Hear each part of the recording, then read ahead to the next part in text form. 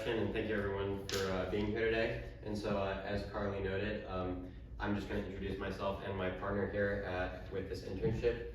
So my name is Ian Ritchey. I'm a sociology major at Ball State, and I'm going to be graduating next spring. And I have a minor in political science. And I'm from right here in Muncie, Indiana. And my partner on this project, who unfortunately couldn't be here today, but who is definitely integral in completing this project, is Sui Par. She just graduated from Ball State this spring. She's also a sociology major, and she graduated from minor in management and organizational communications, and she's from Greenwood, Indiana. And so the two of us have been working on this research project, the findings of which we would like to present to you today. And so starting out, there were a few key points that we built off of in order to build our research project, and a few key points that we knew that we wanted to work on. So firstly, we knew that we wanted to solicit input from important stakeholders in the nonprofit support network about what issues they thought were important to focus on with regards to a research project. We also knew that we wanted to gain a more comprehensive list of the organizations that exist in Delaware County and the Muncie area. And so we used data from the IRS and the Indiana Nonprofit Database in order to create a list of roughly 600 organizations in total that we eventually started to trim down. And that was the third main point, which was that a lot of this data was about a wide range of organizations, from labor unions to property ownership conglomerates, and not all these organizations were particularly relevant to the kind of data that we were trying to collect. So another thing that we worked on early on is trying to trim this list down to the set of organizations that we were interested in learning more about. And so building up to the first point, one of the first things that we did was we developed a stakeholder survey in order to solicit that feedback and to try and hone the focus of our research project in order to learn more. And here is just an example question of one of the questions that was on the survey that asked people to rank which questions they thought were most important for us to look into. Some examples of which are: identify and analyze key challenges faced by nonprofits, document the extent of collaborations and partnerships among nonprofits with other stakeholders. And so building off the feedback that we got from this survey, we developed three main objectives that were sort of the core of our research project going forward. So the first is that we want to gain a deeper understanding of nonprofits in Delaware County. The second is that we want to identify the challenges that are facing those nonprofits in Delaware County and the Muncie area. And then lastly, we want to identify the areas where nonprofit support network can support these organizations. And so those are the three objectives we had going forward with our project. And so the design of the project was that we created a survey that we distributed to various organizations that were on the curated list that I mentioned before that we developed. And so just a few overarching details about the survey. The survey was open from March 5th to March 27th. The survey was created using Qualtrics, and it was distributed through social media and email. And in total, we collected 75 unique responses. And so right now, I'm just going to dive into some of the questions and the results that we have from the survey, and what some of the potential significant conclusions we can draw from them are. So the first question we have is: how long has your organization been operating in the Muncie area? So I know this graph is kind of stretched a little bit, but if you can see along the tall axis here, these are different buckets for the number of years an organization has been in the Muncie area, with the first one being less than 1 year and the bottom one being 40 plus years. And so as you can see, there are a lot of organizations that have been around for quite a long time, and there's sort of a dip in the number of organizations that have been in this middle range here, in the sort of 10 to 20 year range. And so it's hard to draw precise conclusions from this, but a few interesting notes is that you could potentially see that organizations at the very beginning have a lot of enthusiasm and a lot of interest that develops early on, but that potentially fades out in this middle period here. And you can also look at potential structural factors that might make it more difficult for organizations to expand during this period here in the middle. And then also another potential factor to look at with regards to this question is that you can also look at specific events that have occurred in the past 10 to 20 years that might have influenced the development of nonprofits, such as the Great Recession. And so the second question that we asked was, which of the following areas best describes your organization's area of service? And so as you can see on the bottom here, there are a bunch of different categories: human services, education, children and youth, arts, culture and humanities, public benefit, other, health, and all others. And so specifically the other category was included in order to allow organizations that felt that none of these categories best fit them. It allowed them to write in their own answer that could specify more what their mission was. And then the all others here, includes a bunch of smaller categories. This includes religious organizations, animal service organizations, emergency relief organizations, and general philanthropy organizations.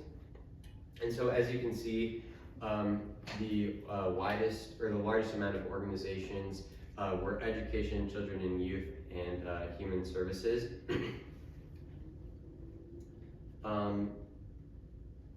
And so our third question was, how do you communicate your organization's impact and achievements to stakeholders? And do you face any challenges in this area? And so these were written responses, and so obviously the specific responses vary quite significantly, but overall there were two main themes here. And so a lot of organizations talked about the medium of communication that they used.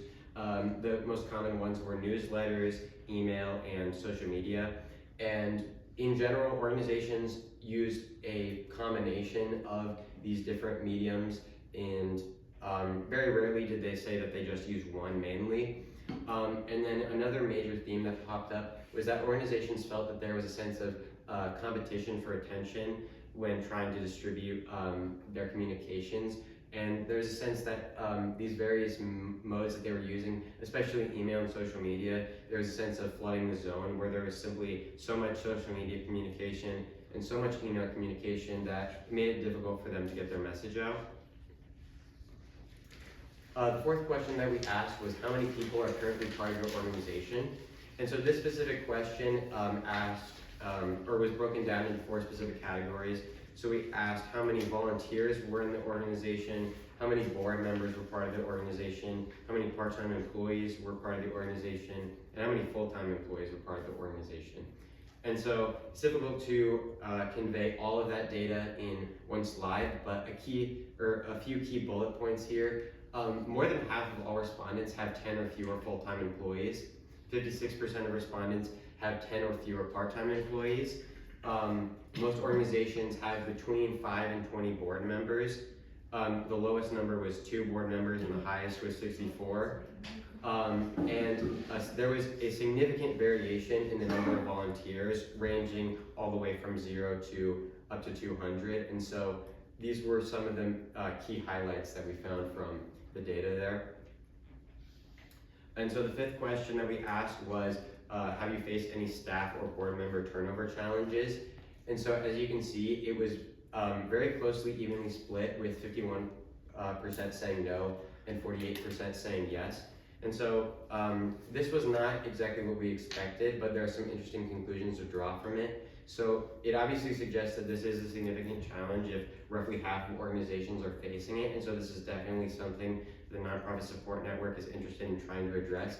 At the same time, if roughly half of organizations are saying that they're not facing this, it also suggests that there are definitely some strategies that could potentially be implemented in order to deal with these challenges and overcome them. And so that definitely offers potential pathways that could be used to address these challenges in the future. And so the sixth question was, how have you addressed these challenges specifically related to board turnover or staff turnover, and what worked and what hasn't worked?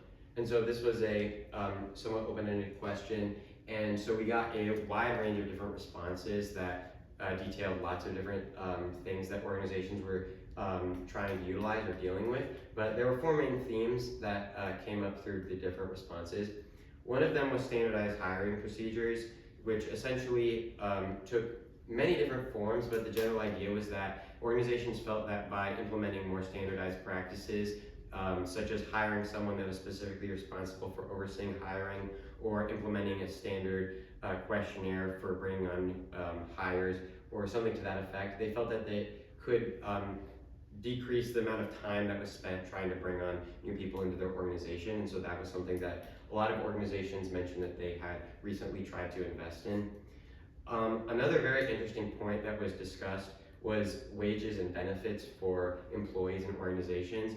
And one thing that came up was that there was a roughly even split in responses between those that felt that wages and benefits were really important and maybe even the most important factor in terms of getting and keeping employees.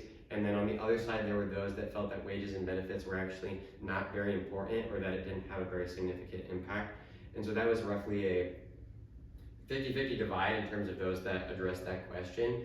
And specifically for those that said that they felt that wages and benefits were not the most important, one thing that they often brought up was the working environment, which they felt could potentially be more important. And specifically, they talked about how they felt that the sense of purpose that people had at their organization and the feeling of that they were working on something that was really important, they felt that that was critical in order to get valuable employees and in order to keep them.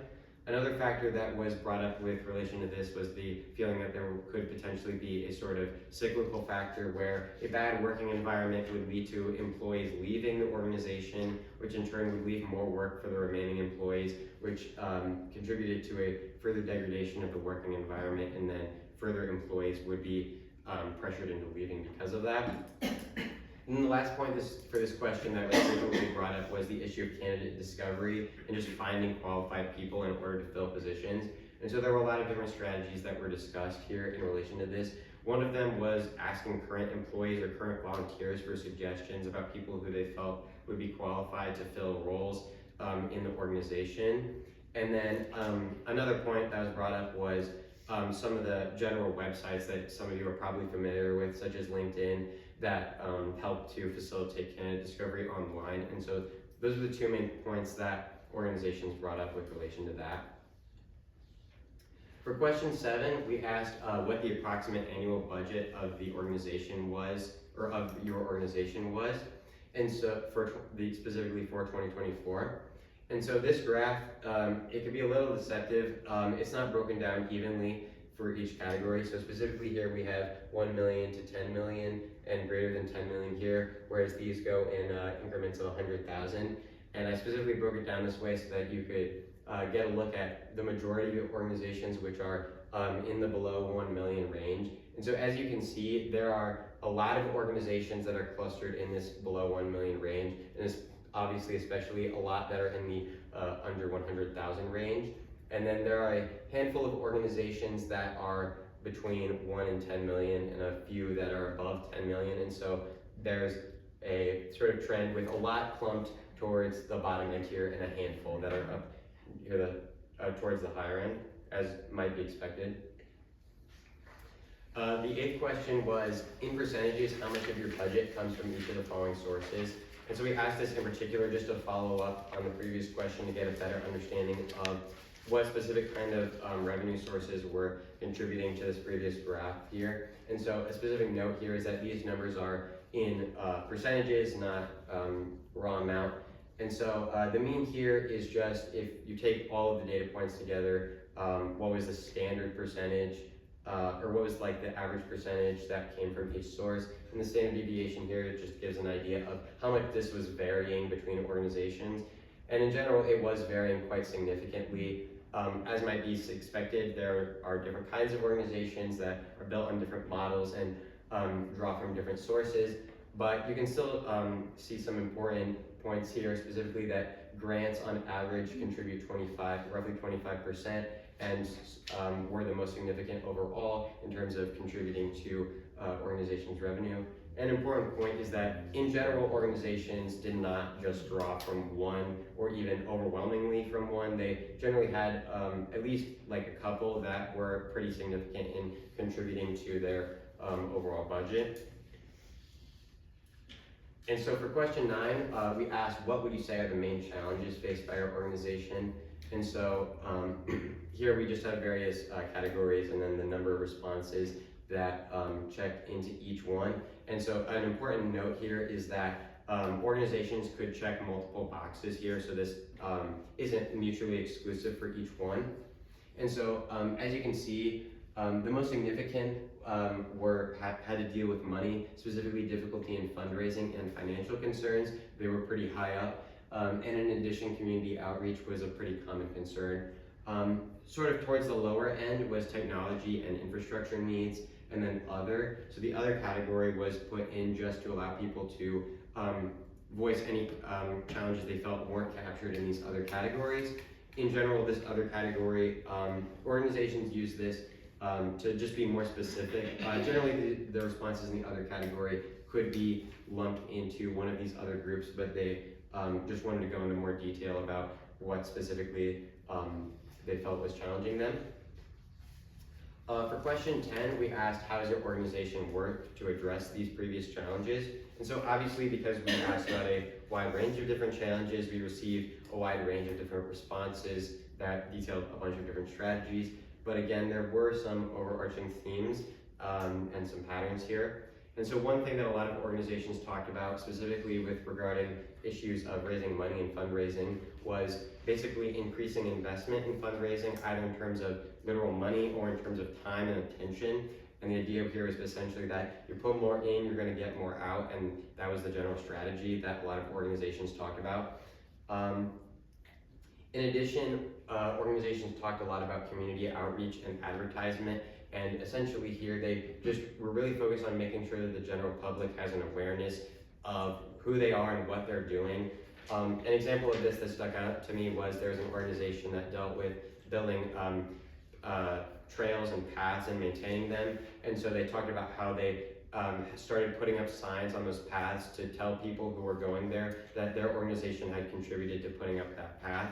And so that was just an example of how organizations were realizing that they couldn't just take for granted that people that were using their services necessarily knew what it was that they were doing for the community. Another common point that was brought up was internal restructuring. And so this took on a wide range of different forms, but the general idea was that there was a feeling that the internal structure of the organization could sometimes be significantly inhibiting. And so sometimes this involved taking multiple roles and kind of squishing them together and giving responsibilities to one person. Sometimes it involved, as I kind of mentioned before briefly, the idea of hiring someone to come on to manage a specific role, such as hiring, and sometimes that was an important point that came on with internal restructuring. And then sometimes it dealt with trying to manage the distribution of responsibilities between the board and the executive.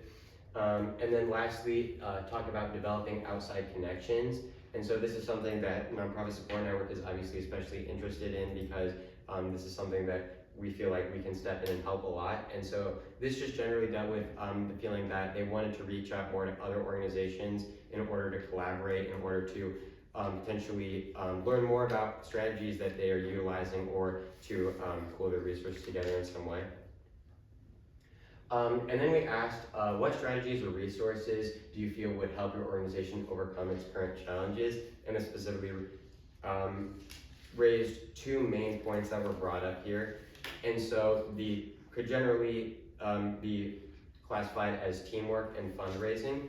And so specifically with teamwork, the Nonprofit Support Network feels like this is a very important area to focus on, because people talk a lot about the desire to work with other organizations in order to pool their resources, and we feel that this is an area where the Nonprofit Support Network could definitely work to support that desire. And with regards to fundraising, there's a general idea that sort of ties into teamwork, the idea that if there's limited resources and you need to try and accomplish some task, it helps if you are not sort of competing with other organizations or doing the same work as other organizations, and sort of you can make your resources go farther by collaborating in that way.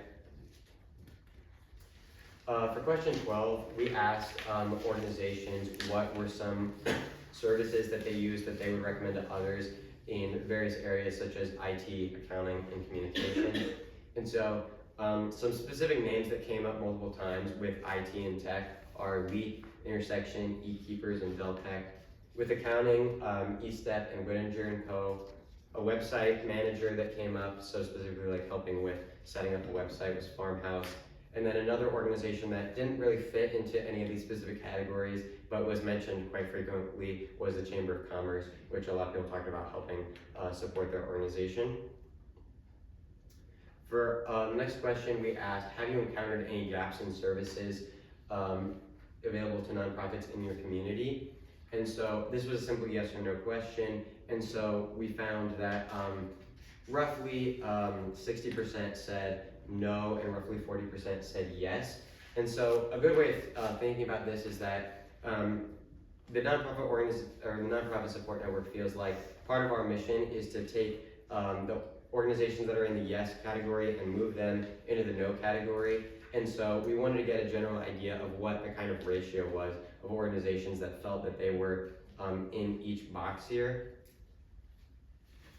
And so for the next question, we asked organizations to describe the gaps in services that they have experienced. And so this was another open-ended question, and so we got variance in responses, but some of the main issues that came up, organizations felt that there was a lot of expenses going into staff benefits and healthcare, and so they were interested in whether or not the nonprofit support network could provide more information and more avenues in order to find potentially new avenues in order to address that problem, such as new forms of insurance and stuff like that. Resource allocation and funding, there was interest in the nonprofit support network providing training and more expertise with regard to strategies that could be used to fundraise and find more people to reach out to in order to fundraise.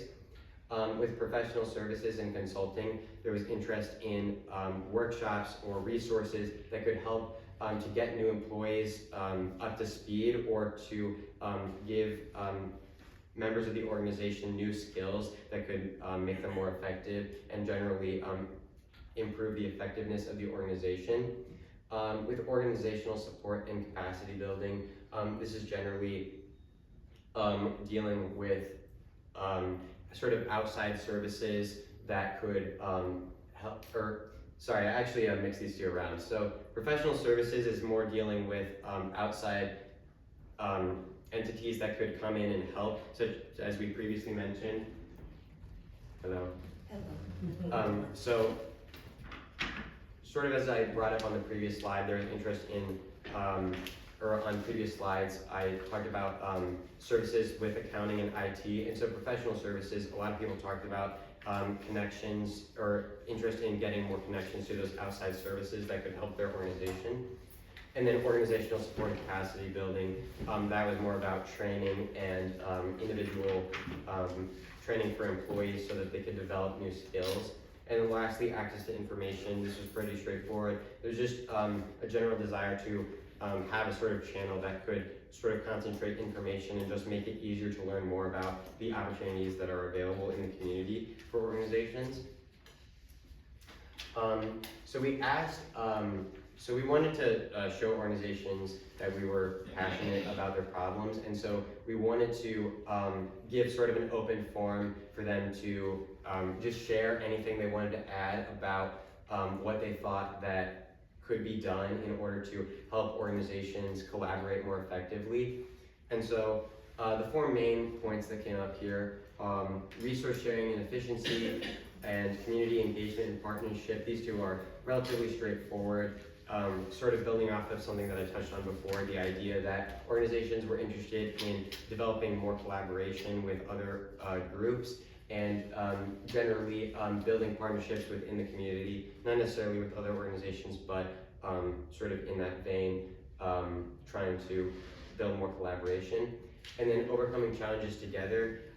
Specifically, organizations were interested in what the nonprofit support network could do to help increase advocacy on certain issues so that the nonprofit support network could essentially be kind of a champion in addressing these wide issues that lots of organizations are facing and be kind of a general public advocate. And then building a culture of collaboration.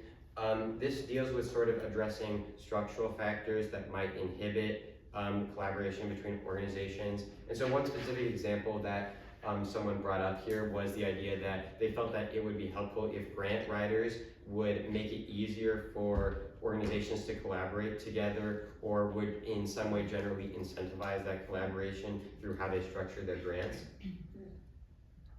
And so this question here, are you familiar with the Nonprofit Support Network? So we just wanted to get a general pulse for how familiar people were with what it is that the Nonprofit Support Network does. Obviously, this is a somewhat biased question here because if they answer the survey, then they have managed to reach us in some way. But we still wanted to get a general pulse. And so we feel like this was still a helpful question because we found still, even with that bias, that roughly 10% of respondents had not heard of us before. And so that suggests that a significant number of organizations in the community are not familiar with the work that is done here. And another roughly 10% said that they have heard of us, but are not really familiar with what we do. And so that roughly 20% block, which you can infer is probably larger in reality, that's a significant area that we want to work on moving forward. So we asked, sort of digging into that general question, what kind of programs respondents have utilized. So we wanted to know what it was specifically, if they have engaged with the organization, what it was that they were using. And so roughly 50% of responses were in the yes, I have participated in a program or workshop, 23% in yes, I have received services or resources, and 24% no, I have not utilized those services or resources. And so a specific note here, I believe organizations could check both that they have been in a program and a workshop and that they've received resources. So if you're wondering why that doesn't add up to 75. So for question 18 here, this was sort of a reframing of a similar question where we just wanted to dig in more specifically to what kinds of programs people were familiar with here. So I know that this graph is sort of stretched out here, but so along here we have the different categories of services that are provided, such as nonprofit essential training workshops, which were pretty high. In addition, nonprofit summits were pretty high up here, as well as network huddles with peer groups. Some of the services that people were a lot less familiar with were the nonprofit lending library and the nonprofit listserv, which is sort of an email serving chain that can be used to distribute information. And so this is the last question here. We asked, what kind of support or resources do you think the Nonprofit Support Network could offer to benefit organizations like yours? And so this was kind of pulling together a lot of the feedback that we got from these various different questions. And so these are sort of the broad categories that were brought up, and a lot of these sort of echo points that were on previous slides. So a lot of people talked about financial support, which was a frequent problem before. And so specifically organizations were interested in what the Nonprofit Support Network could do to gain more information about fundraising opportunities, information about strategies that could be used, developing connections with potential sources that could donate to these organizations, skill building and professional development. This sort of dealt with the issue of sort of getting skills for employees or volunteers and getting experience for people who are working in organizations. So this could range from DEI, human resources, and just a wide range of different things. And so they were interested in what we could do to help them develop that. Next was networking and collaboration. That's somewhat straightforward. That just deals with developing that connection with other organizations. And then lastly, concierge services, sort of dealing with something I briefly touched on before, which is basically just sort of outside services that could be brought in order to help streamline the organization or deal with some areas in where they're not necessarily focused on but are necessary to run the organization, such as IT or accounting or something like that. And so I'm just going to open it up to questions here, and I'd like to see if anyone has any questions they'd like to ask.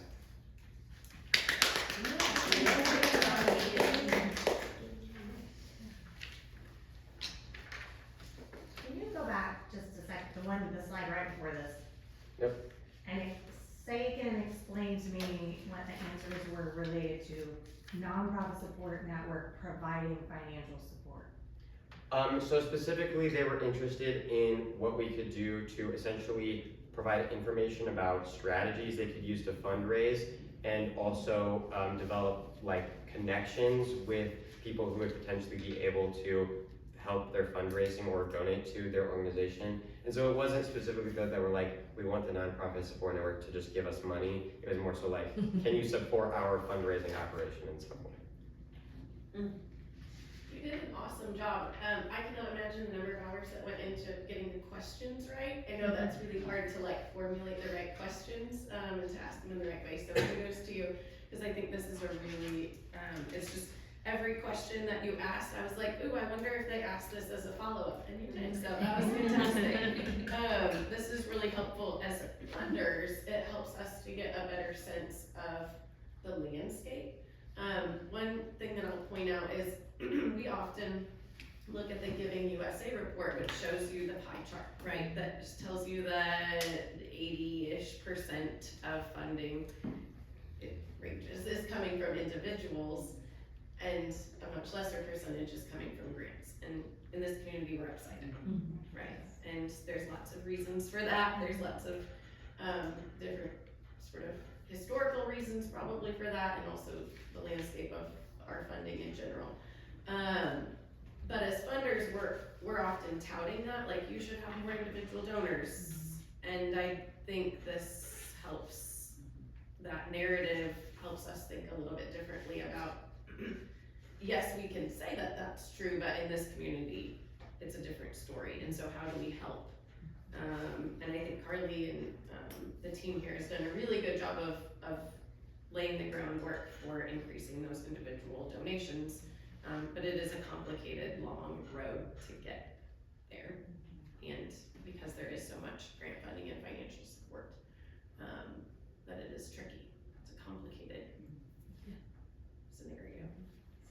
To tack on to that, one of my questions here was, and I think it was on slide 18, you asked what strategies or resources do you feel to help your organization overcome current challenges, and teamwork was one of them. So I think that speaks to the relationships and mentoring and professional services, all of those things that kind of were talked about. And then the other big one was fundraising. And so my question though was, is anyone thinking at all of earned income strategies or expense trimming strategies? Because I think sometimes our nonprofits think the answer is just we get more money, we get more money, we get more money, but sometimes it's more money, more problems, because as you're building capacity, you also have to add staff, and so when I think about some organizations who have done this really successfully, looked at earned income instead of just additional fundraising, like Shaper Leadership Academy, when they introduced their membership model, for example, that's been really highly successful.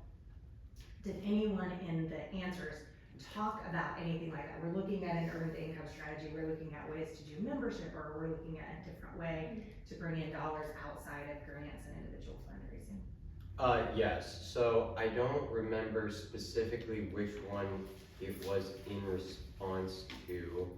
I think, so with regards to this other category here, this was an open-ended one which allowed organizations to leave comments about more specific details about the breakdown of their budget. And so in that other category, there was a lot of discussion about earned income.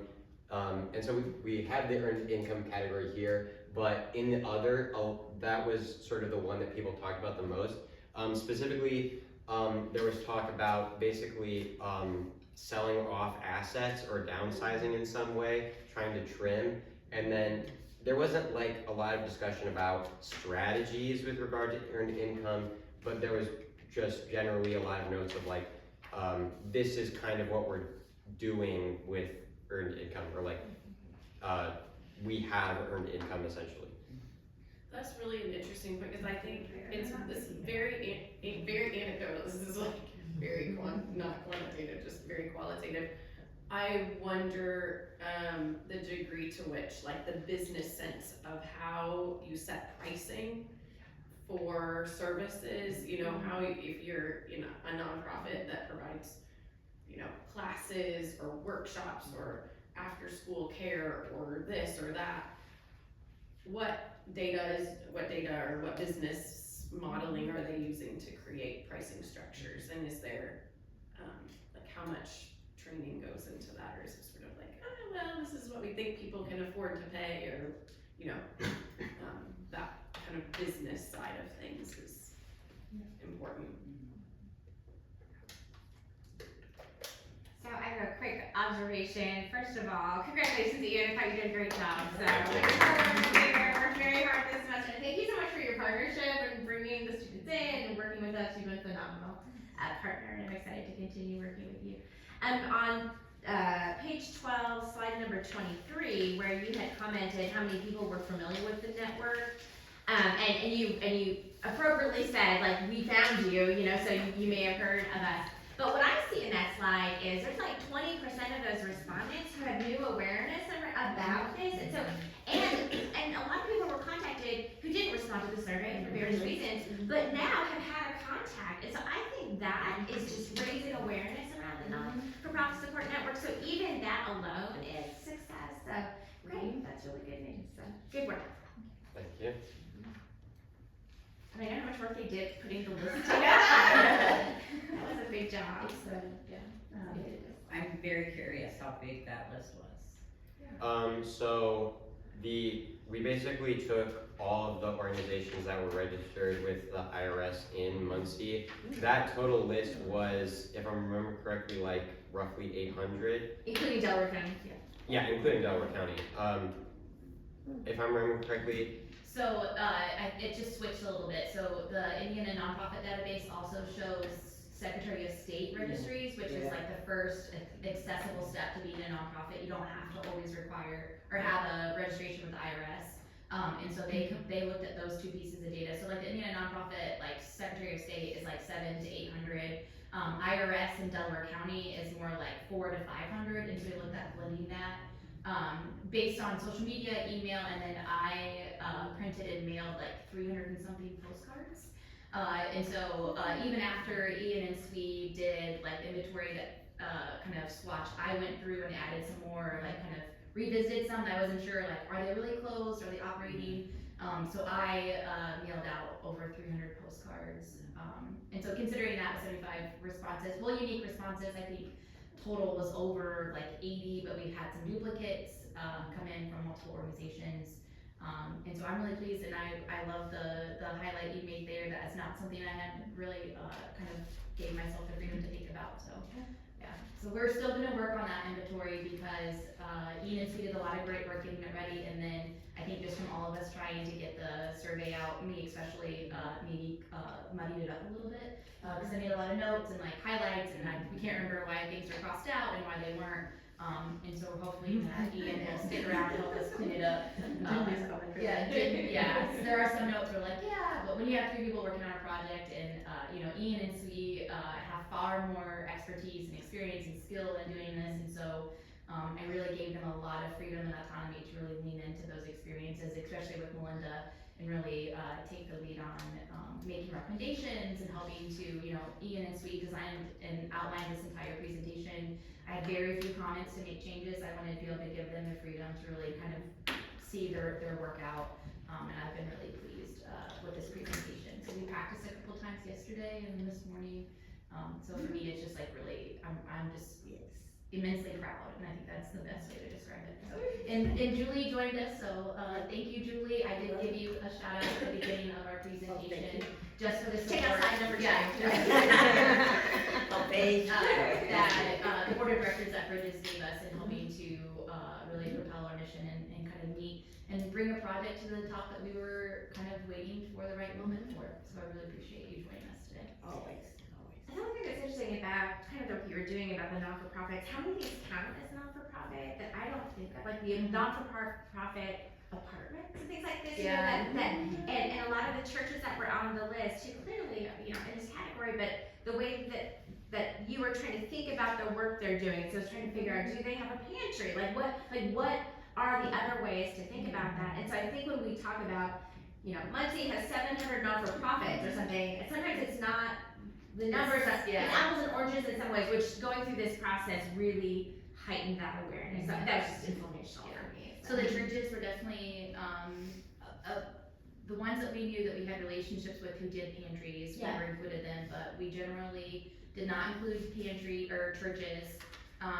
Like labor unions, there's a lot of trusts, which you all Yeah. know that, a lot of Yeah. them are registered like through First Merchants and such, they register that way too. And so we really honed in on what made sense for us right now, like in our current iteration, who could we provide the most support to and be most effective, and so that's how we pared it down. Yeah, I think it's a great list. Yeah, I think there's, foundations, I always made a joke about, I'm really passionate about three-legged animals, so me and my friend started a nonprofit for three-legged animals. I'm probably not doing sweeping support, I'm probably just doing one-offs, but, maybe it's a personal passion that we have those things, so. Is that the one that had 2 board members, you and your friend? I don't know, I haven't given that, they're actually not even in compliance with IRS. I mean, its potential is a typo. I appreciate it. No, I think it's probably worth it. I'm gonna echo, great job to Thank you. all. One other thing that struck me is that on slide 21, so it was question 14, about what gaps, were there. If you compare those gaps to the pillars, like we were right on the pillars. They're clearly saying there's gaps in shared services, there's gaps in funding, relationships, collaboration, planning, and execution goes into that support and capacity building, and then training and education is information and services. So I think from a board perspective, for nonprofit support network and for the community foundation, like the pillars are good. Yeah. They're exactly where we should be working, and I'm glad that the steering committee was able to identify those early, because I think it's nice to hear that it meshes up and matches to what was originally envisioned, and that's where we need to continue working. So, Ian has been working in Suite 2, on like a written version of this, and so we're trying to figure out, from a communication standpoint, how we wanna leverage this and kind of continue in our storytelling. So you may see a more formal version of this research, coming out like in a written report. We'll likely use, some of the video here, but, I think these will be instrumental in telling our story, and especially as you look at, if you look at the first page or the second page, what our board is, has committed to is looking at nonprofit support network sustainability. And so how can we be cautious of the concerns about fundraising that organizations already have, and look at what are creative ways that we can build our own sustainability and our own kind of fundraising or income support. And so I think those will be really important as we continue to build relationships with funders and, with businesses who have the capacity to give to us, or to support or join us in our work. And so I think there's just a lot of information that will probably take some time too for us to kind of figure out how we put into play. But again, this was something I think even, we're just now 2 years old, but from the beginning I was like, it'd be really great to have like a body of research or some survey data to let us know, like, are we on the right path? And I think just, from a personal and professional standpoint, this has been really great for me to see that a lot of the conversations I've had and observations I've made really are on par with what's happening in our sector, so. And a great baseline for the future. So, Melinda and I will continue talking about how we can expand on this and maybe add this into a regular kind of, sort of evaluation, over time. But I think that's, anything else you wanna share, Ian? No, I didn't have anything extra. Any other questions or ideas? If you have ideas about ways that you'd like to maybe incorporate this into the way you, inform your volunteers or your boards, I'm happy to share it that way. Can we get a copy of the PowerPoint emailed? Yep. Okay, very good. You can't read the phone. Well, I just, Right, I want it full size. She saw me really. Very well done. Thank you. Well, thank you all for spending some time with us this morning. I know you all are very busy, but, I just wanted to share, this great project with everyone, and, I appreciate the time that you came to listen to all the great work that Ian and Sue have done. Thank you everyone for coming. There are some updated versions of our volunteer guide, if I haven't gotten them to you yet. I have more than here, and then, we did update our rap card about the services